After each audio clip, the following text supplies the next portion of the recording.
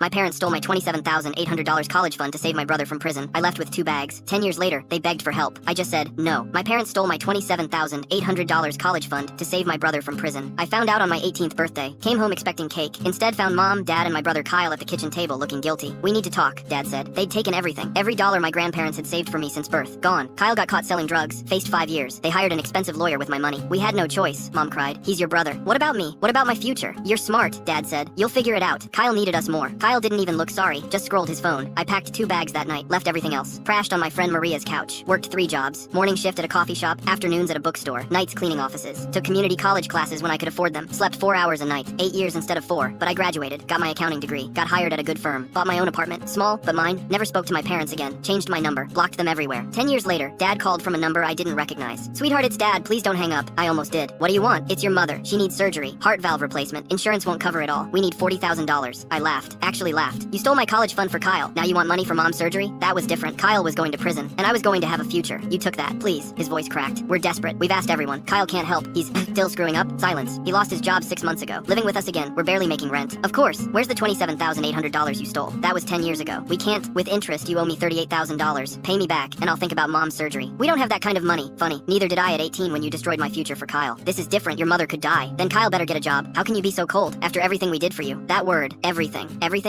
You fed me. That's basic parenting. You housed me. Also basic. But when I needed you most, you chose Kyle. You made your choice. Live with it. Please, sell the house. That'll cover mom's surgery. Downsize to an apartment like I had to at 18. Figure it out, like you told me to. The house is all we have. The college fund was all I had. I hung up. 2 days later, Kyle called. You're really going to let mom die? I'm not letting anyone die. I'm letting you deal with your own problems. This is because of me. You're punishing mom and dad for what I did. No, I'm punishing them for what they did. They chose you. Every single time. Now they live with it. You're heartless. No, I'm just done being everyone's backup plan. I blocked his number too. A week later, Maria sent me a screenshot. My parents had started a GoFundMe for mom's surgery. The description made me the villain. Our daughter refuses to help her dying mother over a decade-old family disagreement. Comments poured in. Strangers calling me selfish, heartless, cruel. I created an account. Posted 1 comment with receipts. Bank statements showing the $27,800 withdrawal on my 18th birthday. Screenshots of my student loan debt. $64,000 because I had to pay for everything myself. Photos of my 3-job work schedule from those years. Then I added, they stole my future to save my brother from prison for drug dealing. He now lives with them, unemployed. I worked myself to the bone and still made it. This is not a family disagreement. This is consequences. The GoFundMe exploded. Comments turned against them. People demanded refunds. Someone reported it for fraud. It got taken down within 24 hours. Dad called from another new number, screaming, "You've ruined us! Everyone knows! We can't show our faces anywhere!" Good. Now you know how it feels to lose everything because of someone else's choices. No, we're your parents. You were, until you picked Kyle over me.